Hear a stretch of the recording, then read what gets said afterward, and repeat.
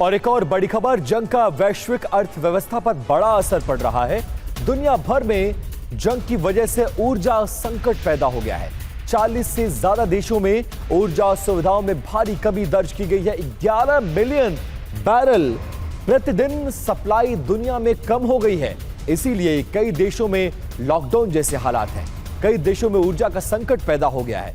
कई देशों ने एलपीजी से लेकर सीएनजी से लेकर पेट्रोल डीजल की कीमतों में बढ़ोतरी कर दी है और इसको लेकर स्ट्राइक भी हो रही है। दुनिया भर में इसका असर पड़ रहा है।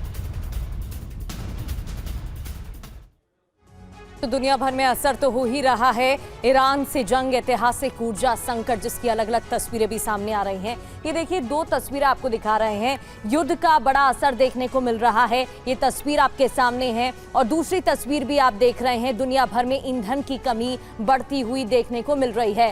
पेट्रोल डीजल के दाम तेजी से बढ़ रहे हैं। ग्लोबल अर्थव्यवस्था पर युद्ध का असर देखने को मिल रहा है। इसी के साथ कई देशों में आपातकालीन कदम भी उठाए जा रहे हैं। 10 से ज्यादा देशों में हाहाकार मचा हुआ है। ये देखिए, पहली तस्वीर और दूसरी तस्वीर युद्ध की है, जहां हमले हो रहे हैं ऑयल इंफ्रास्ट्रक्चर पर, ऑयल डिपो पर, और खेती, परिवहन सबसे ज्यादा प्रभावित है। और एक और बड़ी खबर, जापान में तेल संकट गहरा गया है। सरकार ने रिजर्व ऑयल को रिलीज करने का फैसला किया है। तेल की बढ़ती कीमतों को काबू करने के लिए जापान सरकार ने यह फैसला लिया है और ईरान जंग के चलते जापान में तेल की भारी कमी हो गई है। 30 दिन का ऑयल रिजर्व सरकार के पास था, जिसको फिलहाल रिलीज करने का फैसला किया गया है। 90% जापान का तेल है वो मिडिल ईस्ट से आयात होता है, इसलिए मिडिल ईस्ट से सप्लाई बंद है और जापान में तेल का संकट खड़ा हो गया है।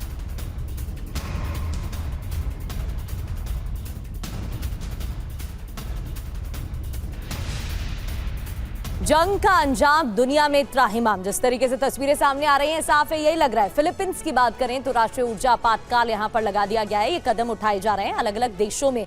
दक्षिण कोरिया, साउथ कोरिया में देश भर में ऊर्जा बचाने की मुहिम तेज कर दी गई है, जिससे कि ज्यादा समय तक सस्टेन कर पाए। मोल्दोवा की बात करें, 60 दिन का ऊर्जा आपातकाल यहां पर भी प्रस्तावित है। इसके अलावा स्लोवेनिया की बात करें, यहां पर ईंधन राशनिंग लागू कर दी गई है, यानी कि निजी वाहन की बात करें तो 50 लीटर प्रति सप्ताह यहां पर दिया जाएगा। इस तरीके से क्राइटेरिया बनाया गया है। और वहीं व्यवसाय की बात करें और इसी के साथ किसान 200 लीटर यहां पर दिया जाएगा। इस तरीके से सीमा तय कर दी गई है। वहीं अब बात स्लोवाकिया की करते हैं, क्योंकि यहां पर भी परेशानी है। डीजल की जमाखोरी पर रोक लगा दी गई है और निगरानी बढ़ा दी गई है। वियतनाम, जहां यात्रा कम करने की अपील की जा रही है। ऑस्ट्रेलिया, तेल की कमी से पेट्रोल पंप खाली नजर आ रहे हैं। इसके आगे न्यूजीलैंड की बात करें तो यहां कार फ्री डे लागू करने पर विचार किया जा रहा है, जिससे कि आगे परेशानी ना हो। म्यांमार, ऑड इवन नियम लागू करने की तैयारी यहां पर भी हो रही है, जिससे कि आगे परेशानी कम हो। और दुनिया के अलग अलग देशों में तनाव बढ़ाने वाले हैं ये रुझान इसलिए आ रहे हैं क्योंकि ईरान के कंट्रोल वाला हॉर्मुज स्ट्रेट बंद पड़ा हुआ है। ये वो समुद्री रूट है जहां से दुनिया भर में 20% तेल और गैस की सप्लाई की जाती है। एक तरफ ये संकट और दूसरी ओर ईरान के विदेश मंत्री अब्बास अराक्ची ने क्या कहा, बड़ा बयान दिया है हॉर्मुज स्ट्रेट को लेकर। स्ट्रेट ऑफ हॉर्मुज केवल हमारे दुश्मनों के लिए बंद है, अब्बास अराक्ची का कहना है। सुनिए। और देखिए, ऊर्जा संकट के बीच जर्मनी का दर्द छलका है। परमाणु ऊर्जा प्रोग्राम को बंद करना एक भूल थी, ये जर्मनी कह रहा है। जर्मनी की ऊर्जा मंत्री कैथरीना राइशे ने कहा है कि परमाणु ऊर्जा से किफायती बिजली उत्पादन संभव है। तो ये ऊर्जा संकट कितना विकट है ये भी समझ लेते हैं। 9 देशों में 40 से ज्यादा ऊर्जा सुविधाएं इससे हो रही हैं प्रभावित। 11 मिलियन बैरल प्रतिदिन सप्लाई खत्म हो रही है। 1973, 1979 के तेल संकट से भी ज्यादा असर हो रहा है और तेल कीमतों में औसतन 50% से ज्यादा की बढ़ोतरी हो रही है। जी बिल्कुल। इसके अलावा 140 बिलियन क्यूबिक मीटर एलएनजी की कमी हो गई है। 2022 में रूस यूक्रेन संकट से भी ये दोगुना प्रभाव पड़ा हुआ है। कच्चे तेल का दाम 113 प्रति बैरल पहुंच गया है और इसलिए यह संकट बड़ा होता नजर आ रहा है। इसके अलावा संयुक्त राष्ट्र महासचिव गुटरेस का बड़ा बयान सामने आया है। युद्ध के बीच क्या कहा? युद्ध समाप्त करने का समय आ गया है, हमलों पर तत्काल रोक लगाने की जरूरत है। एंटोनियो गुटरेस महासचिव है संयुक्त राष्ट्र के, सुनिए। और एक बड़ी खबर आपको बताने जा रहे हैं, तेल अवीव में तबाही का एक और लेटेस्ट वीडियो सामने आया है।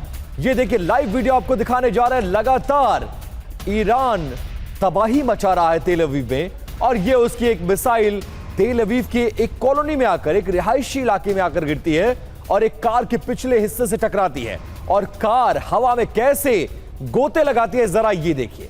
रिहायशी इलाकों में इस तरह की तस्वीरें आ रही सामने और ये डराने वाली है। अब दो तस्वीरें आपके सामने, तेल अवीव में हमले का लाइव वीडियो और हमले के बाद तबाही का मंजर, कैसे घायलों को अस्पताल पहुंचाया जा रहा है, रिहायशी इलाके को नुकसान कैसे पहुंचा है और अफरा तफरी का माहौल फिलहाल इस वक्त वहां पर देखा जा रहा है। तो ये दो तस्वीरें आप देख रहे हैं, तेल अवीव में हमला, लाइव वीडियो आपको दिखा रहे हैं।